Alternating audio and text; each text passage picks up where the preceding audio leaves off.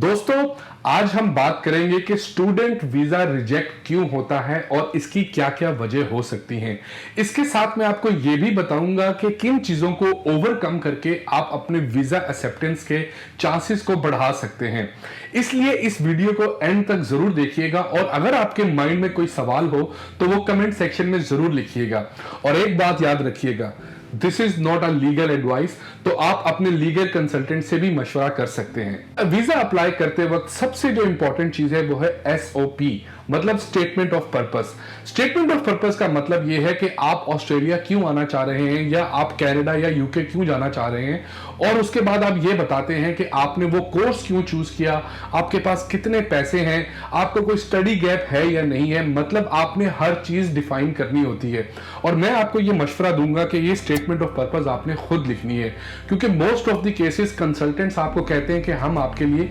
Statement of purpose लिख देते हैं। तो अगर आपको इमिग्रेशन की तरफ से कॉल आ जाती है या एम्बेसी की तरफ से फोन आ जाता है तो वहां पर आप क्लियरली उनको बता नहीं सकते, जिसकी वजह से जो आपकी SOP होती है और जो आपका इंटरव्यू होता है वो कॉन्ट्राडिक्ट कर जाता है और उससे आपके वीजा के रिजेक्शन ज्यादा हो जाते हैं। दूसरा ये कि जब आप आइल्स का एग्जाम देते हैं, लेट्स सपोज आपके आइल्स में 6 बैंड आए हैं, लेकिन जो SOP के अंदर आपने इंग्लिश लिखी है वो आपकी 7.5 या 8 ईच बैंड वाले बंदे की है, तो वहां पर भी वीजा ऑफिसर को पता चल जाएगा कि ये SOP इसने खुद नहीं लिखी और कहीं ना कहीं कोई गड़बड़ जरूर है। इसके बाद हम बात करते हैं डॉक्यूमेंट्स की। तो भाई आपके डॉक्यूमेंट्स ओरिजिनल होने चाहिए। ये ना हो कि आप अपनी ट्रांसक्रिप्ट जाली लगा दो या मैट्रिक के जो आपकी सनद है या आपकी जो डिग्री है वो जाली हो और आप ये समझें कि अब आपको वीजा मिल जाएगा। मैं आपको ये बता दूं कि एम्बेसी या इमिग्रेशन आपकी जो डिग्रीज होती हैं उनको वेरीफाई जरूर करती है, और अगर आप वो वेरीफाई करते हुए उनको ये पता चल जाए कि ये जाली है तो फिर ना कि आपका वीजा रिजेक्ट होगा बल्कि आपको उस कंट्री से बैन भी कर दिया जाएगा क्योंकि आपने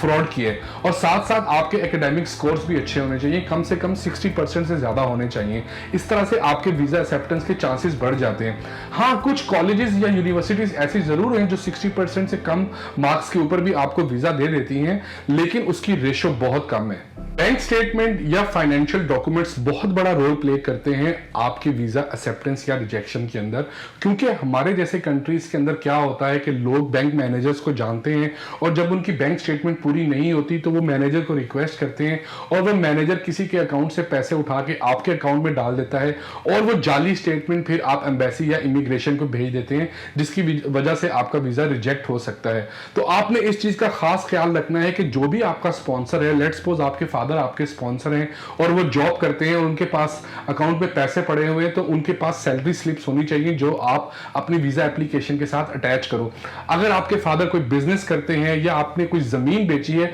तो उसके ओरिजिनल डॉक्यूमेंट्स आप अटैच कर दें, या अगर आपने बैंक लोन लिया है किसी चीज के ऊपर, अपने घर के ऊपर या अपनी जमीन के ऊपर, तो वो जो लोन के ओरिजिनल डॉक्यूमेंट्स होते हैं प्लस एफिडेविट के साथ वो चीजें आप अटैच करें। कोई भी जाली डॉक्यूमेंट कभी भी मत अटैच करिएगा। और जो बैंक स्टेटमेंट होती है ये आप हमेशा जितने पैसे आपको रिक्वायर्ड होते हैं उससे 5 से 10 लाख रुपए ज्यादा रखें, क्योंकि आजकल जो डॉलर का रेट है वो बहुत ज्यादा ऊपर नीचे हो रहा है। लेट्स सपोज अगर आपको बैंक स्टेटमेंट 70 लाख रुपए की चाहिए तो जो आप अपनी स्टेटमेंट बनाए वो तकरीबन 75 से 80 लाख रुपए की बना लें, ताकि अगर डॉलर ऊपर नीचे हो जाए तो आपको किसी किस्म का प्रॉब्लम ना हो। देखो यार, कुछ लोगों का वीजा इस वजह से रिजेक्ट होता है कि वो अपनी फील्ड को टोटली चेंज कर लेते हैं। मिसाल के तौर पर अगर किसी ने बैचलर्स इन बायोमेडिकल साइंसेस किया है और अब वो IT पढ़ना चाहता है, या किसी ने बैचलर्स ह्यूमन रिसोर्स मैनेजमेंट में किया है और अब वो इंजीनियरिंग करना चाहता है, तो ये नो सिचुएशन है।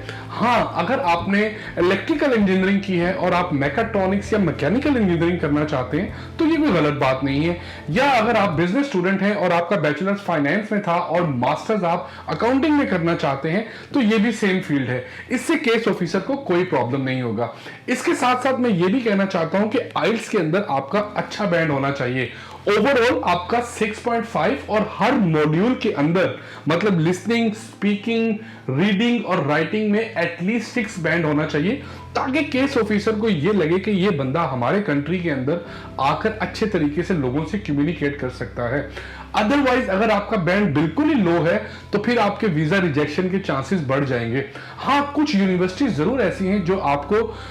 कम बैंड्स के ऊपर भी एडमिशन दे देती हैं, लेकिन वहां पर आपको इंग्लिश लैंग्वेज का कोर्स करना पड़ता है जिसके एक्स्ट्रा चार्जेस होते हैं और वो चार्जेस आपके अब्बा जी ने ही पे करने होते हैं। तो इसलिए अच्छे बैंड लेके ही आइए। और आखिर में मैं दो इंपॉर्टेंट बातें कहना चाहता हूं। सबसे इंपॉर्टेंट चीज ये है कि जब आप अपनी एसओपी बनाएंगे तो उसके अंदर ये जरूर मेंशन करिएगा कि आप स्टडी करने के बाद अपने कंट्री में वापस जाएंगे, क्योंकि आप स्टूडेंट वीजा लेते ही इस वजह से हो कि आप यहाँ पे पढ़ने आए हो और पढ़ने के बाद आप अपने मुल्क वापस चले जाओगे। इसलिए अगर आप किसी भी फर्म के अंदर काम कर रहे हो, किसी भी जगह जॉब कर रहे हो, तो उनसे आप लेटर लो और उस लेटर के ऊपर आप लिखवाओ उनसे कि मैं ये स्टडीज करने जा रहा हूं और इस स्टडीज के बाद मुझे प्रमोशन मिलेगी। क्योंकि पाकिस्तान के अंदर क्या होता है कि जब आप बाहर से पढ़ के आते हैं तो आपके पास जॉब अपॉर्चुनिटीज के चांसेस बढ़ जाते हैं और यही इमिग्रेशन चाह रही होती है कि आप अपने स्टडीज को कंप्लीट करो और उसके बाद वापस चले जाओ।